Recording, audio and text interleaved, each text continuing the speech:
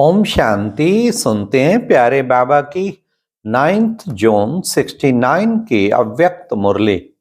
आज की मुरली का टाइटल है सुस्ती का मीठा रूप आलस्य। आज की मुरली में 4 क्वेश्चन। नंबर 1, अव्यक्त स्थिति कम होने का मुख्य कारण क्या है। नंबर 2, सवेरे उठते ही पुरुषार्थ में शक्ति भरने के लिए क्या करें। नंबर 3, मुख्य श्रीमत क्या है। नंबर 4, नजदीक आने वालों की निशानी क्या होगी। तो ये 4 क्वेश्चन है और बाबा ने कितना अच्छा ये आज का इसमें बड़ा सुंदर ये सुस्ती, ये आलस्य इसी के कारण हम तीव्र पुरुषार्थी नहीं बन पाते। हाँ, तो बाबा ने कहा इसी में अटेंशन कम है, जिस कारण बच्चे तुम्हारी अव्यक्त स्थिति नहीं बन पाती। तो सुनते हैं 9 जून 69 की मुरली, सुस्ती का मीठा रूप आलस्य।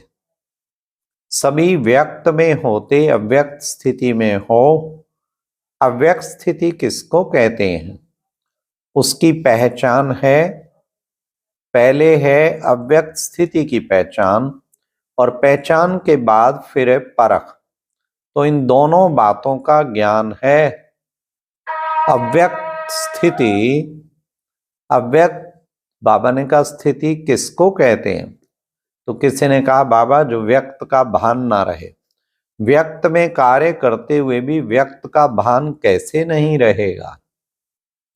व्यक्त में होते हुए अव्यक्त स्थिति रहे, यह कितना अनुभव होता है। आज ये सभी से पूछना है, अव्यक्त स्थिति में ज्यादा से ज्यादा कितना समय रहते हो। ज्यादा से ज्यादा कितना समय होना चाहिए मालूम है। तो किसी ने जवाब दिया बाबा 8 घंटा। आपको पूरी मुरली ऐसे लगेगी जैसे कोई टीचर स्टूडेंट एक अपने क्लासरूम में बैठ के डायरेक्ट बातें करता है। तो बाबा बच्चे उत्तर दे रहे हैं, साथ साथ बाबा प्रश्न पूछ रहे हैं। 8 घंटा, क्योंकि शुरू शुरू में होते भी तो थोड़े से ही थे ना, हिस्ट्री हॉल में बैठते थे। संपूर्ण स्टेज के हिसाब से तो 8 घंटा भी कम से कम है। आपके वर्तमान पुरुषार्थ के हिसाब से 8 घंटा ज्यादा है। कोई ने भी हाथ नहीं उठाया। हाँ, तो बाबा ने कहा कोई ने भी, आपके वर्तमान पुरुषार्थ के 8 घंटा ज्यादा है, कोई ने भी हाथ नहीं उठाया। अच्छा, जो 6 घंटे तक पहुंचे वे हाथ उठाए। पहले 8 में किसी ने नहीं उठाया, तो 6 में वे हाथ कोई नहीं उठाते। अच्छा, 4 घंटे तक पहुंचे वे हाथ उठाए। कोई ने 4 घंटे, कोई ने 2 घंटे में हाथ उठाया। इस रिजल्ट के हिसाब से कितना समय पुरुषार्थ का चाहिए सोचो। अब कोर्स भी पूरा हो गया, रिवाइज कोर्स भी हो रहा है, फिर भी मेजॉरिटी की रिजल्ट, इसका क्या कारण है। इसका क्या कारण है। सभी पुरुषार्थ भी करते हैं, उमंग भी है, लक्ष्य भी है, फिर भी क्यों नहीं होता, क्योंकि अटेंशन कम है। अटेंशन कम, किस बात का टेंशन कम है। यह तो टेंशन सभी रखते हैं कि लायक बने, नजदीक आए, फिर भी मुख्य कौन सा टेंशन कम है जिस कारण अव्यक्त स्थिति कम रहती है। सभी पुरुषार्थी ही यहाँ बैठे हो, ऐसा कोई होगा जो कहे मैं पुरुषार्थी नहीं। पुरुषार्थी होते हुए भी कमी क्यों, क्या कारण है। अंतर्मुख रहना चाहते हुए भी क्यों नहीं रह सकते हो। बाहर मुक्ता भी क्यों आ जाते हो। ज्ञानी तो आत्मा भी तो सभी बने हैं। ज्ञानी तो आत्मा समझदार बनते हुए फिर बेसमझ क्यों बन जाते हो। समझ तो मिली है, समझ का कोर्स पूरा हो चुका है। कोर्स पूरा हुआ, गोया समझदार बन ही गए, फिर भी बेसमझ क्यों बनते हो। मुख्य कारण यह देखा गया, अब सुनिए बाबा कारण बताएंगे। मुख्य कारण यह देखा गया कि कोई कोई में अलबेलापन आ गया है, उसको सुस्ती, जिसको सुस्ती कहते हैं। सुस्ती का मीठा रूप है आलस्य। आलस्य भी कई प्रकार का होता है, तो मेजॉरिटी में किस न किस रूप में आलस्य और अलबेलापन आ गया। इच्छा भी है, पुरुषार्थ भी है, लेकिन अलबेलापन होने कारण जिस तरह से पुरुषार्थ करना चाहिए वह नहीं कर पाते। बुद्धि में ज्यादा ज्ञान आ जाता है तो उससे फिर ज्यादा अलबेलापन हो जाता है। जो अपने को कम समझदार समझते हैं वे फिर भी तीव्र पुरुषार्थ कर रहे हैं, लेकिन जो अपने को ज्यादा समझदार समझते हैं वे ज्यादा अलबेलेपन में आ गए। जैसे पहले पहले पुरुषार्थ की तड़फन थी, ऐसे बनकर दिखाएंगे, यह करके दिखाएंगे। अभी यह तड़फन खत्म हो गई है, तृप्ति हो गई है, अपने आप से तृप्त हो गए हैं। ज्ञान तो समझ लिया, सर्विस तो कर ही रहे हैं, सर्विस तो कर ही रहे हैं, चल ही रहे हैं। यह तृप्त आत्मा इस रूप से नहीं बनना है। पुरुषार्थ में तड़फ होनी चाहिए। जैसे बांधेलियां तड़फती है ना, तो पुरुषार्थ भी तीव्र करती हैं, और जो बांधेली नहीं वह तृप्त होती है तो अलबेले हो जाते हैं। ऐसे रिजल्ट मेजॉरिटी पुरुषार्थियों की देखने में आती है। हमेशा समझो कि हम नंबर 1 पुरुषार्थी बन रहे, बन नहीं गए हैं, अभी बन रहे हैं। तीनों कालों का ज्ञान बुद्धि में आने से अपने को ज्यादा समझदार समझते हैं। आज बाबा अच्छी मुरम्मत कर रहा है बच्चों की। पहले कहा तृप्त बन रहे हैं, अब कहते ज्यादा समझदार समझने लग गए। पहले भी सुनाया था ना, जहां बालक बनना चाहिए वहां मालिक बन जाते हैं, जहां मालिक बनना चाहिए वहां बालक बन जाते हैं। तो अभी बच्चे रूप का मीठा मीठा पुरुषार्थ तो कर रहे हो, राज्य के अधिकारी तो बन गए हो। बाकी तिलक भी आ गया है, लेकिन यह ढीला और मीठा पुरुषार्थ जो है ये अभी नहीं चल सकेगा। जितना शक्ति रूप में स्थित होंगे तो पुरुषार्थ भी शक्तिशाली होगा। अभी पुरुषार्थ शक्तिशाली नहीं है, ढीला ढाला है। पुरुषार्थी तो सभी हैं, लेकिन पुरुषार्थ शक्तिशाली जो होना चाहिए वह शक्ति पुरुषार्थ में नहीं भरी है। सवेरे उठते ही पुरुषार्थ में शक्ति भरने की कोई ना कोई पॉइंट सामने रखो। अमृत वेले जैसे रूरवान करते ही वैसे ही समय पुरुषार्थ को शक्तिशाली बनाने के लिए भी कोई ना कोई पॉइंट विशेष रूप से बुद्धि में रखो। अभी विशेष पुरुषार्थ करने की आवश्यकता है। साधारण पुरुषार्थ करने के दिन अभी बीत रहे हैं। जैसे विशेष फंक्शन आदि के प्रोग्राम रखते हो ना, वैसे अब यही समझना है कि समय थोड़ा है, उसमें विशेष पुरुषार्थ का प्रोग्राम रखना है।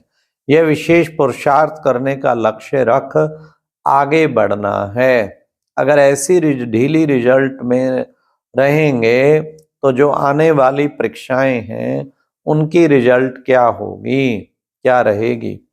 परीक्षाएं कड़ी आने वाली हैं, उसका सामना करने के लिए पुरुषार्थ भी कड़ा होना चाहिए। अगर पुरुषार्थ साधारण परीक्षा कड़ी तो रिजल्ट क्या होगी, असली बात है। हाँ, पुरुषार्थ भी कड़ा। अच्छा, आज तो गोपों से मुलाकात कर रहे हैं, अपने पुरुषार्थ से संतुष्ट हो? चल तो रहे हो, लेकिन कितनी परसेंटेज में? जो समझते हैं 75% श्रीमत पर चल रहे हैं वे हाथ उठाओ। कईयों ने हाथ उठाया। अच्छा, मुख्य श्रीमत क्या है? मुख्य श्रीमत यही है कि ज्यादा से ज्यादा समय याद की यात्रा में रहना, क्योंकि इस याद की यात्रा से ही पवित्रता, दैवी गुण, सर्विस की सफलता भी होगी। जो 75% श्रीमत पर चलते हैं उनों का याद का चार्ट कितना है? याद का चार्ट भी 75% होना चाहिए ना। इसको कहेंगे पूरी पूरी श्रीमत पर चलने वाले। आज खास गोपों को आगे किया है, गोपियों को पीछे मंगाया, जबकि क्योंकि जब भी मिलन की कोई बात होती है तो गोपियां जल्दी आ जाती हैं, गोप देखते देखते रह जाते हैं। आज बाबा को गोपों पे रहम आया। गोपों को जिम्मेवारी भी देनी है। यूं तो दी हुई है, जैसे आप लोगों के चित्र में दिखाया ना, द्वापर के बाद ताज उतर जाते हैं, तो यह जिम्मेवारी का ताज भी दिया हुआ है, लेकिन कभी कभी जानबूझकर भी उतार देते हैं। और माया भी उतार देती है। सतयुग में तो ताज इतना हल्का होता है जो मालूम भी नहीं पड़ता कि कुछ बोझ सिर पर है क्या। सतयुग की सीन सीनरियां सामने आती हैं कि नहीं, सतयुग के नजारे स्वयं ही सामने आते हैं या लाते हो। जितना जितना आगे बढ़ेंगे तो ना चाहते हुए भी सतयुग के नजारे स्वयं ही सामने आएंगे। लाने की जरूरत नहीं, जितना जितना नजदीक होते जाएंगे उतना उतना नजारे भी नजदीक होते जाएंगे।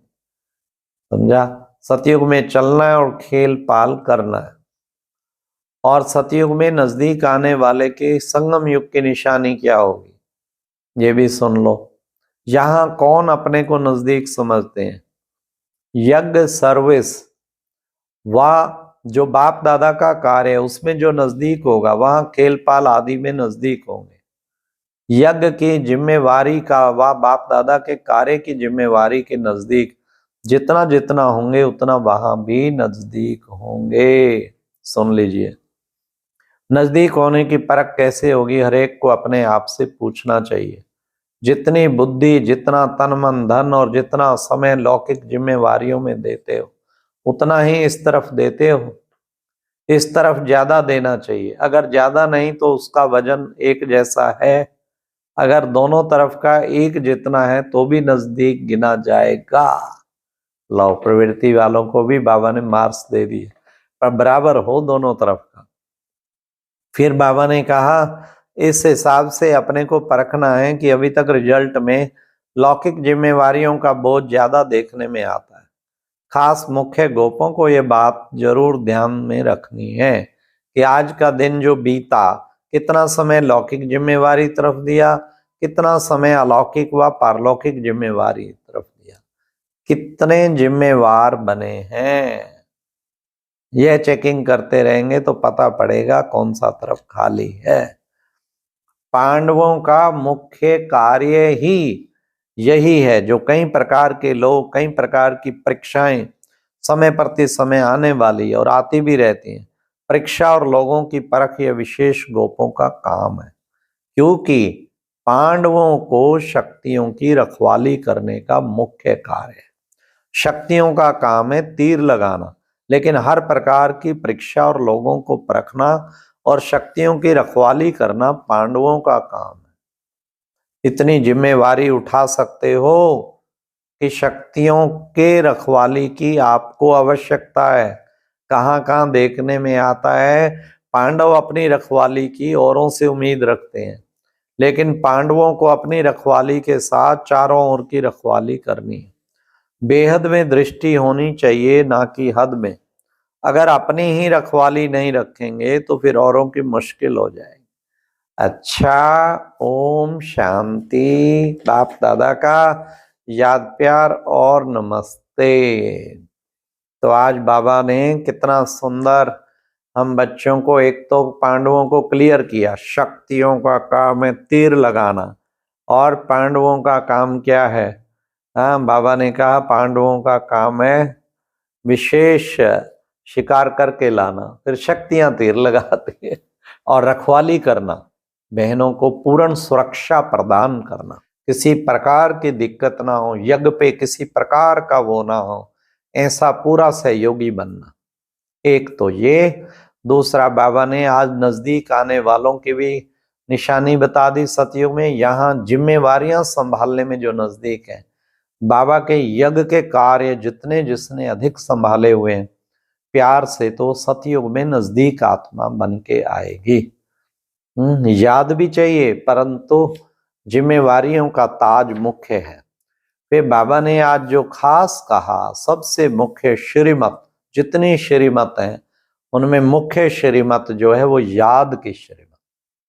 तो बाबा ने कहा वो देखो कि उसमें कितना रहते हैं।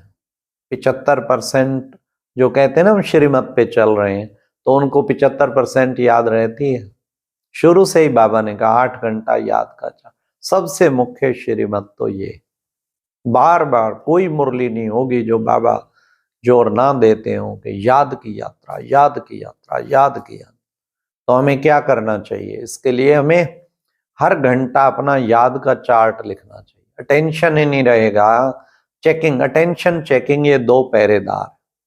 हर घंटे का लक्ष्य भी सामने हो और फिर चार्ट भी लिखते रहें, कर्म योगी बन के। तो कर्म योगी बनना, एक योग की ऊंची अवस्था बनाना, यह है सबसे इंपॉर्टेंट।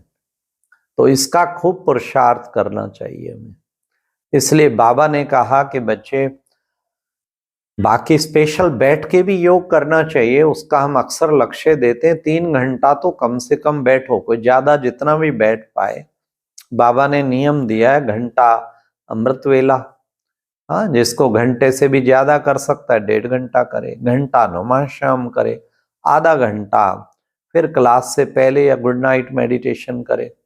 मतलब कि ये 3 घंटा तो हमें याद करनी ही चाहिए। तो बाबा ने इसलिए इसको जितना जितना शिक्षा बाबा की हम धारण करें, ये तो स्पेशल बैठ के, उस वक्त तो पूर्णतया एकाग्रता करनी चाहिए। जितनी ऊंची अवस्था बनाएंगे तो बाबा की बहुत हमें शाबाश मिलेगी। तो योग में जो एक्सपर्ट हो गया ना, हर चीज में फिर कर्म योगी बनने के लिए बेस्ट ये है, हर घंटे अटेंशन, भाई इस घंटे क्या अनुभव करना है, और फिर उसका चार्ट लिखते रहे।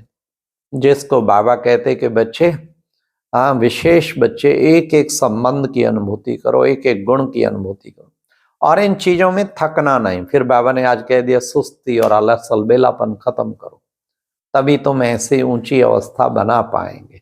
खूब पुरुषार्थ करके। नंबर 1, अभी भी कुछ नहीं बीता है, थोड़ा सा टाइम है, इसमें जो अंत टाइम आ चुका है, चारों ओर जो तैयारियां हो रही हैं सृष्टि परिवर्तन के, इसलिए अभी जोर लगा के पूरा पुरुषार्थ। अच्छा, ओम शांति। ये थी प्यारे बाबा की आज की अव्यक्त मुरली। ओम शांति। और अब यह एक बहुत अच्छी वीडियो भी जरूर देखें।